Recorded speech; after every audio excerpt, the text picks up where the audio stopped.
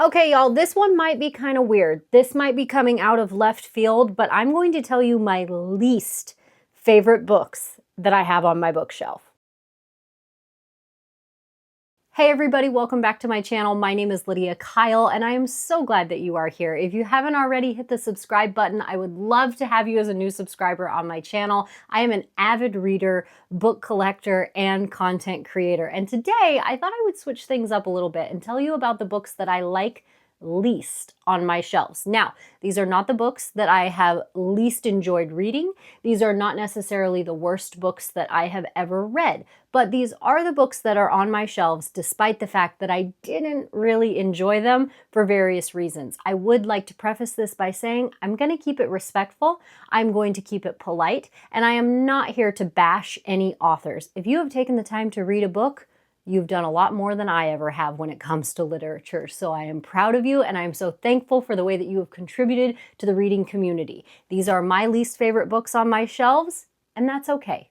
Okay, we might as well just dive headfirst into the trenches and just rip the Band-Aid off. I know some of y'all are going to be so upset with me, but before I get into why this is one of my least favorite books on my bookshelf, I want you to know I have all of the copies of Rebecca Yarros's Empyrean series. We don't know if it's a trilogy or a series at this point, but I have all the copies. This is an international paperback.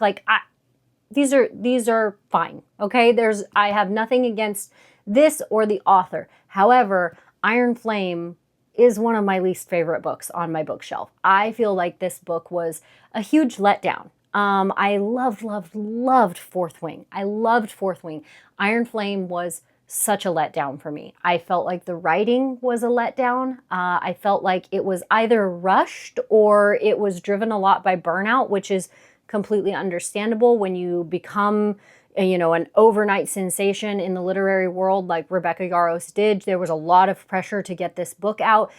Sure, there's all kinds of conspiracies about why this book was a letdown, but for me, it just really wasn't what I had been waiting for, and it felt disappointing. That said, I will read Onyx Storm. I will happily read the third book. That said, I am going to be reading it on Kindle. I didn't order a hardcover because, like I said, I like to collect the special editions or the international paperbacks. So I will be waiting to get the copy of Onyx Storm, but you better believe I will be reading it ASAP. Next is Bloodguard by Cece Robson. This was sent to me as an advanced reader copy from Red Tower Books, and I was really disappointed by this one. And I've spent a lot of time thinking about why I didn't like this book, because usually Red Tower nails it on sending me advanced reader copies. When they send me an ARC, I'm really likely to enjoy it, or at least feel that it was a worthwhile read. This was the first book that they sent me that just really missed the mark for me. And I think what it boils down to is this author tried to write a fantasy romance with a little bit of a gladiator twist to it. This author, I don't think, was prepared to write fantasy. Had this author just written a romance with a gladiator twist on it, it probably would have resonated with me and I would have enjoyed it much more. But the fantasy aspect of this was really lackluster, and the world building felt really below par for fantasy romance, that it just left me thinking that we could have spent a little bit more time editing this, or we could have made some changes that would have left us with a much better book. Next is a true crime nonfiction called College Girl Gone Missing, and it is about a college girl who has an unsolved, to this day, mystery surrounding where she went and what happened to her. And the reason why this book is one of my least favorites on my shelves has nothing to do with the story of this college girl who has vanished off of the face of the earth. There are so many theories about what happened to her, where she went, and who could be to blame for her disappearance. The reason why I didn't like this book has solely to do with the author. I am going to be as polite as I can when I say this, but this book felt like an effort on part of the author to save his own career. The author goes into some detail at one point during the book where he talks about his career was kind of sabotaged by his own behavior, and this book felt like kind of a comeback kid moment for him. And that just left me feeling kind of yucky. This family is still in mourning over their daughter who has never returned, friends who are still struggling with the loss of her, and there's still so many loose ends when it comes to this missing persons case.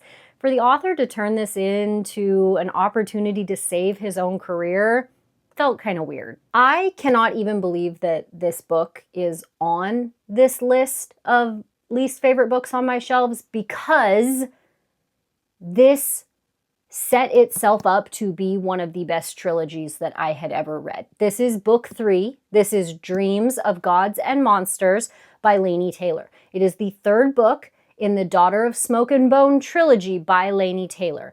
And when I tell you, the first book took my breath away. It was incredible. It was incredible. And even the second book, second books, a lot of times they get a bad rap because we've got places to go. This book is going to get us there. Sometimes they feel a little bit dull, lots of world building.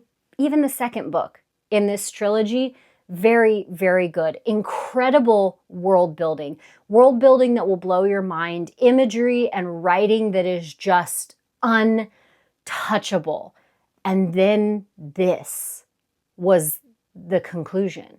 This book doesn't actually even feel like it should have been a part of the story. And the way that it ended left me so angry. And I'm not talking about a cliffhanger. I'm not talking about a plot twist.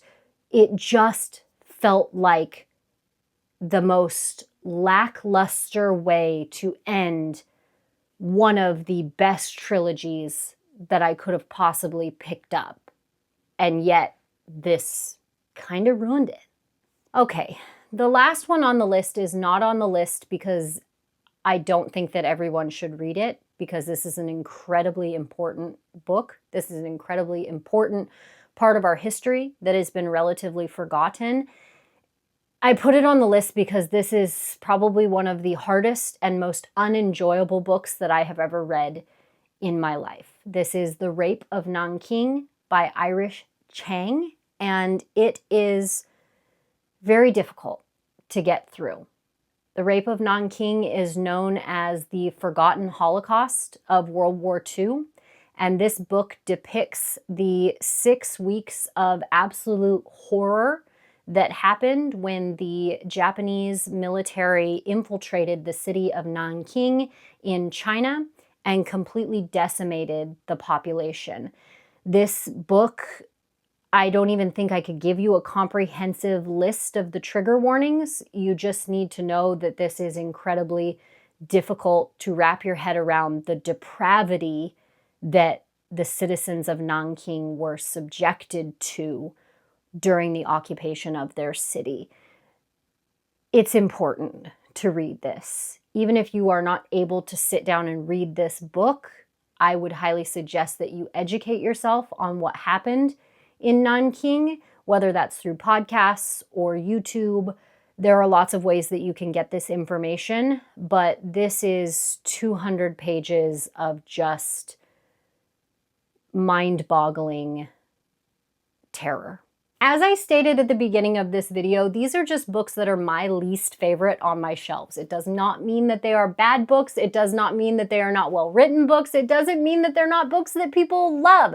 They're just my least favorite on my shelves. That saying, if they're on my shelves, there must be a reason for it. You guys, if you haven't already, please subscribe to my channel. I would love to have you along the way of my YouTube journey. I just started this and I think things are going pretty well, and I am so thankful to all of my new subscribers. If you liked this video, this is another video that I think you might enjoy, and I hope you do. Drop a comment. Let me know what your least favorite book is, but please keep it respectful and polite in the comment section.